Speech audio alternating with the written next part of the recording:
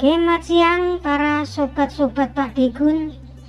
Jumpa lagi di kanal YouTube-nya Pak Digun. Oke para sobat, jadi beberapa waktu yang lalu kita semua berpikir bahwasanya perselisihan ataupun konflik antara Antoni Medan dengan Atarno MDN dari MDN Farm Aceh itu sudah selesai, sudah usai gitu kan, ketika kemudian muncul Bung Baringin Siahaan, bos oktagon dari Siantar yang kemudian bersuara lantang ya, dia challenge si Antoni Putra Martadipura, tapi ya nggak direspon teman-teman, tampaknya sudah usai. Tapi memang belakangan ini rame lagi ya, muncul lagi Antoni ini nongol-nongol terus dengan konten-kontennya di beberapa kanal video di YouTube yang kemudian memang sepertinya ya nyenggol-nyenggol nyerang si Tarno MDN, padahal si Tarno MDN nya juga kayaknya udah nggak merespon gitu kan.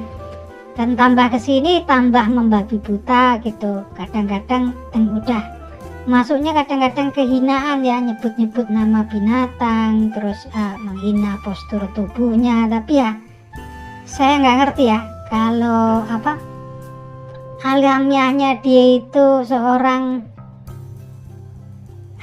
yang hobi kompetisi ayam, biasanya sudah nggak tahan kalau kayak gini gitu kan.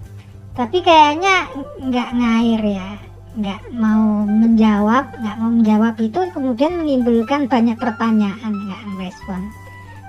Banyak pertanyaan ya, mungkin saya sendiri kemudian bertanya-tanya apakah betul statementnya Antoni. Sepertinya kok benar kalau Tarno MDN ini sepertinya sekedar karyawan ya, sepertinya DMPN, sehingga dia tidak mempunyai otoritas, nggak punya wewenang untuk kemudian menjawab challenge-nya Antoni. Yang jelas untuk saat ini di media sosial itu namanya juga marketing, perdagangan, itu nggak bisa dipungkiri ya itu kan, walaupun orang ini semua berkilah, saya udah terkenal ini.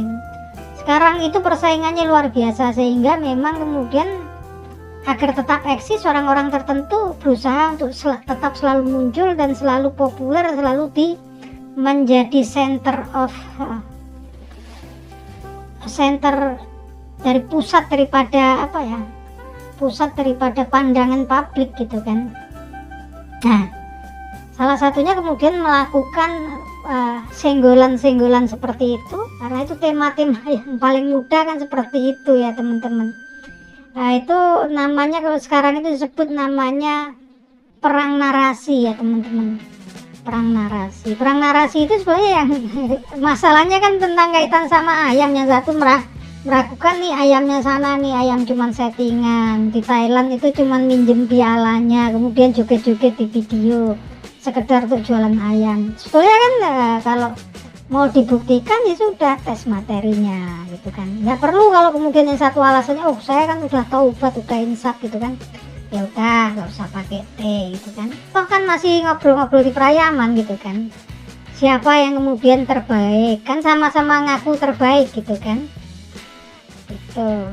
Tapi ternyata ya enggak, mereka enggak saling membuktikan di gelanggang, tapi lewat narasi-narasi di media sosial. Itulah yang namanya perang narasi. Seperti kalau di Timur Tengah itu bahkan namanya proxy war. Proxy war itu perang pengaruh. Ini kan saling mempengaruhi.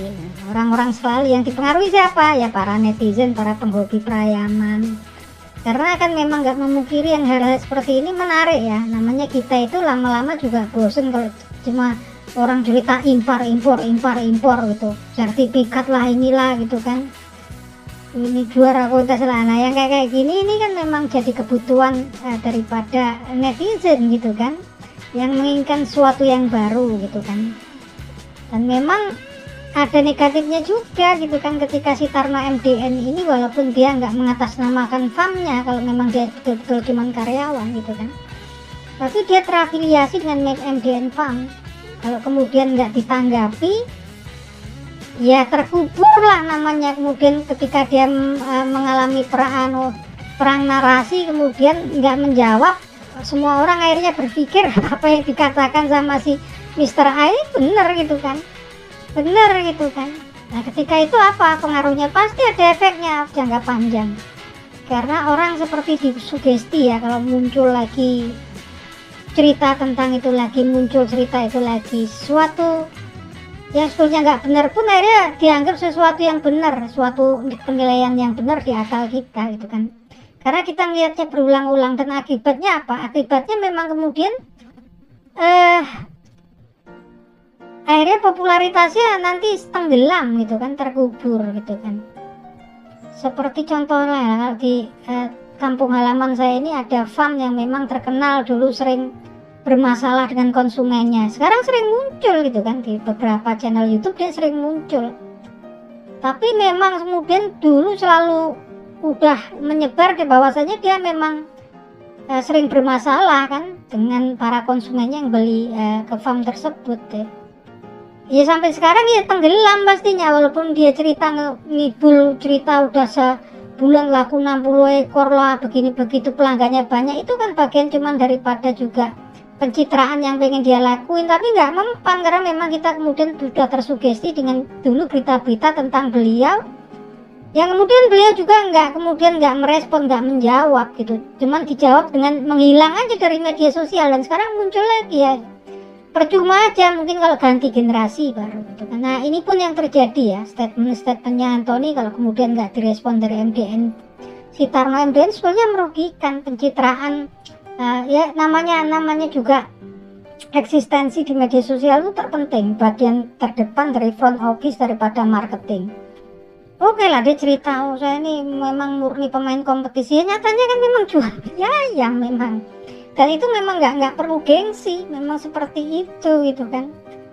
Muaranya salah satunya adalah cuan, profit, dan salah satunya daripada selain kompetisi adalah jual beli ayam. Dan di negeri kita kan memang ya juga belum resmi, beda dengan yang di Thailand gitu kan.